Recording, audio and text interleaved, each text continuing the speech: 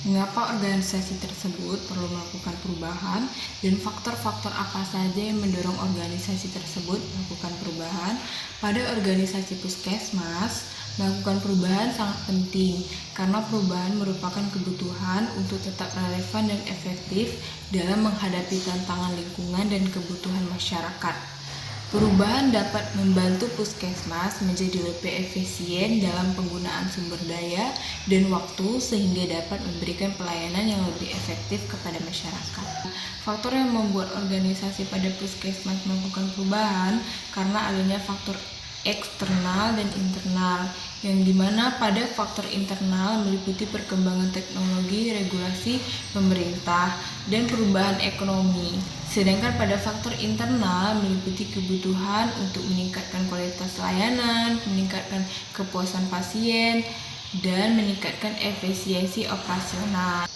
Model diagnosis yang mana yang cocok digunakan organisasi tersebut sebagai dasar untuk melakukan perubahan? Pada organisasi puskesmas, model diagnosis yang cocok untuk melakukan perubahan adalah model 6 kotak whiteboard yang mencakup tujuan, struktur, hubungan, penghargaan, kepemimpinan, dan mekanisme yang membantu. Model ini membantu memahami hubungan timbal balik antara elemen organisasi dan memandu intervensi yang tepat. Selain itu, model sistemik juga dapat digunakan untuk menganalisis dinamika organisasi secara lebih luas. Model 6 kotak whiteboard memiliki tujuan menjelaskan visi, misi, dan sasaran organisasi pada organisasi puskesmas. Sedangkan model sistemik pada organisasi puskesmas memandang puskesmas sebagai suatu sistem yang terdiri dari berbagai komponen yang saling terkait dan saling memengaruhi.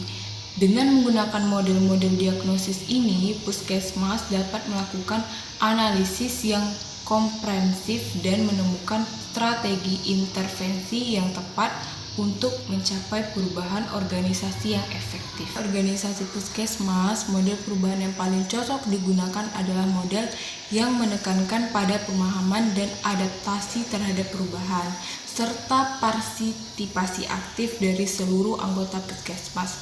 Model yang fleksibel dan adaptif yang bisa menyesuaikan dengan kebutuhan spesifik puskesmas dan lingkungannya. Model-model seperti ADKAR, model manajemen perubahan Lewin, atau PDCA bisa menjadi pilihan untuk melakukan perubahan. Pada model ADKAR, model ini menekankan pada kesadaran awareness, keinginan desire, pengetahuan knowledge, kemampuan ability, dan penguatan reinforcement sangat cocok untuk implementasi perubahan di puskesmas karena membantu meningkatkan pemahaman. Dan pada model manajemen perubahan Lewin, model ini terdiri dari 3 tahap: unfreezing, menghilangkan kebiasaan lama; moving, melakukan perubahan; dan refreezing, memperkuat perubahan. Model ini bisa diterapkan dalam berbagai jenis perubahan termasuk perubahan di puskesmas. Selanjutnya, model PDCA, Plan, Do, Check, Act.